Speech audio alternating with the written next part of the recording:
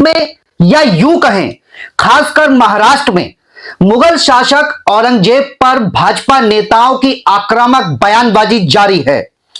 इसी सिलसिले में उत्तर प्रदेश में भी मुख्यमंत्री योगी आदित्यनाथ, डिप्टी सीएम केशव प्रसाद मौर्य और भाजपा नेता संगीत सोम, इन नेताओं के बयान आपने देखे और सुने होंगे। लेकिन उत्तर प्रदेश के इन फायर ब्रांड नेताओं के बयान राष्ट्रीय स्वयंसेवक संघ आरएसएस के स्टैंड से बिल्कुल भिन्न हैं। बारी बारी उनके बयान हम आपको सुनाते हैं और यह बताने की कोशिश करते हैं आरएसएस मानता है कि औरंगजेब की कब्र हटाने का मुद्दा बेकार है।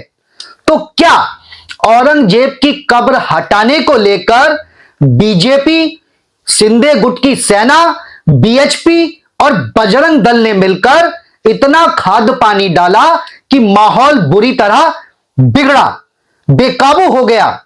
जिस नागपुर शहर में 100 सालों में कभी दंगा नहीं हुआ, उस नागपुर में 11 इलाकों में कर्फ्यू लगाना पड़ा है। अब चाहे योगी आदित्यनाथ हो, डिप्टी सीएम केशव प्रसाद मौर्य हो या फिर भाजपा नेता संगीत सोम, तमाम बयान क्या योजनाबद्ध तरीके से दिए जा रहे हैं? इसको समझने के लिए पहले आरएसएस प्रवक्ता सुनील अंबेकर के इस बयान को समझिए। Type of violence is not good to the health of the society and I think police are have taken the cognizance of it, and so I think they will go into the details, and that's the point.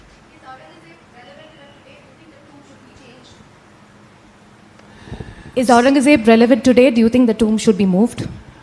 I think not relevant. Okay. जवाब में सुनील अंबेकर ने कहा कि वह प्रासंगिक नहीं है। किसी भी प्रकार की हिंसा समाज के लिए हानिकारक है। उन्होंने हिंसा को रोकने और शांति बनाए रखने की अपील भी की। सुनील अंबेकर के बयान का साफ मतलब है कि औरंगजेब का मुद्दा अब प्रासंगिक नहीं है।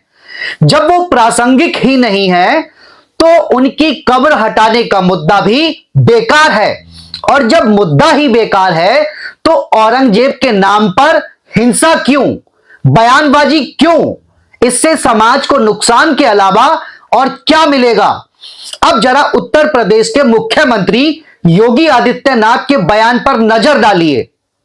आक्रांता का महिमा मंडन का मतलब देशद्रोह की नींव को पुख्ता करना, और स्वतंत्र भारत ऐसे किसी देशद्रोही को स्वीकार नहीं कर सकता है जो भारत के महापुरुषों को अपमानित करता हो, उन आक्रांताओं का महिमा मंडन करता हो जिन आक्रांताओं ने भारत की सनातन संस्कृति को रौंदने का कार्य किया था, बहन बेटियों की इज्जत पर हाथ डालने का काम किया था, हमारी आस्था पर प्रहार किया था। उसे आज का ये नया भारत स्वीकार करने को कतई तैयार नहीं है। मुख्यमंत्री योगी आदित्यनाथ कह रहे हैं आक्रमणकारियों का महिमा मंडन करना, जिन्होंने भारत की धरोहर पर हमला किया और इसके लोगों को अपमानित किया, देशद्रोह के समान है, जिसे नया भारत कभी स्वीकार नहीं करेगा। कुल मिलाकर योगी आदित्यनाथ ऐतिहासिक व्यक्तियों का जश्न मनाने के खिलाफ चेतावनी दे रहे हैं, जिन्होंने सनातन संस्कृति को नष्ट करने की कोशिश की। दोस्तों, इतिहास हमेशा वर्तमान में सबक सिखाने के लिए होता है और बेहतर भविष्य के निर्माण के लिए होता है। इसीलिए इतिहास पढ़ा जाता है। औरंगजेब हो या और भी कोई हिंदू राजा, अगर आप पढ़ेंगे तो आपको मिलेगा कत्लेआम। कत्लेआम किया गया राजा बनने के लिए, तो राजतंत्र में यह होता ही था। अब औरंगजेब ने बहुत सारे मंदिर तोड़े, 2 मस्जिदें भी तोड़ी दक्षिण भारत में। यह भी सच है, और सच यह भी है कि जैन मंदिर से लेकर तमाम हिंदू मंदिर बनवाए भी, उनको दान भी दिया। आप चाहें तो नया इतिहास लिख सकते हैं, किसने रोका है? लेकिन इतिहास के नाम पर लोगों में ऐसी स्थिति पैदा कर देना कि लोग अपनी भावनाओं पर नियंत्रण न रख सके, पागलपन जैसी स्थिति, लोग अपने बुनियादी सवालों से मरहूम रहे, सिर्फ राजनीतिक रोटियां सेकना।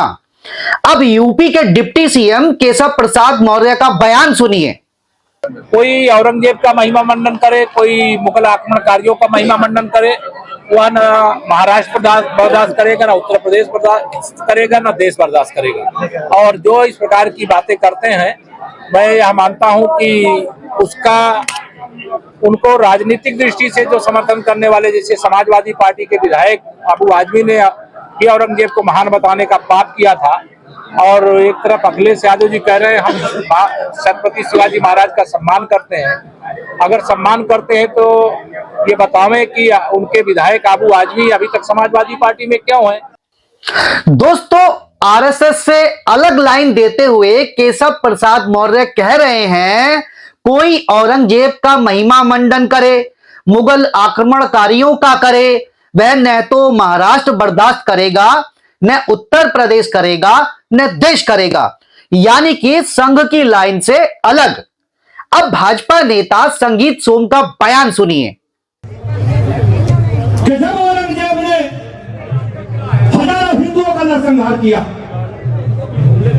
काशी से लेकर मथुरा तक के मंदिरों को ध्वस्त करने का काम किया, तो क्या औरंगजेब ने किसी कोर्ट का सहारा लिया? क्या किसी कोर्ट का आदेश कराया? क्या किसी कोर्ट में मुकदमा चला? क्या अगर नहीं चला तो आज हमसे क्यों कहा जाता है कि हर चीज कोर्ट के जरिए होगी, हर चीज कोर्ट के जरिए होगी? मैं कहना चाहता हूं होली के त्योहार पर और अब साफ आप सब लोगों से एक बात का समर्थन भी चाहता हूं कि क्या आज औरंगजेब की निशानी पूरे देश से, भारत से मिटा देनी चाहिए, नहीं मिटा देनी चाहिए? तो मेरा कहना इसमें यह है कि बाबर की निशानी मिटी, बाबरी मस्जिद ध्वस्त हो गए, वहां मंदिर बना, ये बाबर की निशानी निपटी। मैं आप लोगों से कहना चाहता हूं कि अब समय आ गया है कि औरंगजेब की निशानी भी मिटा दी जाए, और काशी मथुरा दोनों में हम कोर्ट का सहारा नहीं लेंगे। पब्लिक ने जैसे बाबरी मस्जिद को ध्वस्त किया, इन्हें ध्वस्त करके भी मंदिर बनाने का काम हम लोग वहां करेंगे। तो संगीत सोम ने कहा औरंगजेब और उसके जैसे लोगों ने हमारे मंदिरों को तोड़ा, उत्तर प्रदेश और नया भारत अब ऐसे लोगों को सबक सिखाएगा। जिस तरह लोगों ने बाबरी मस्जिद को गिराया, उसी तरह मथुरा काशी को भी हासिल करेंगे।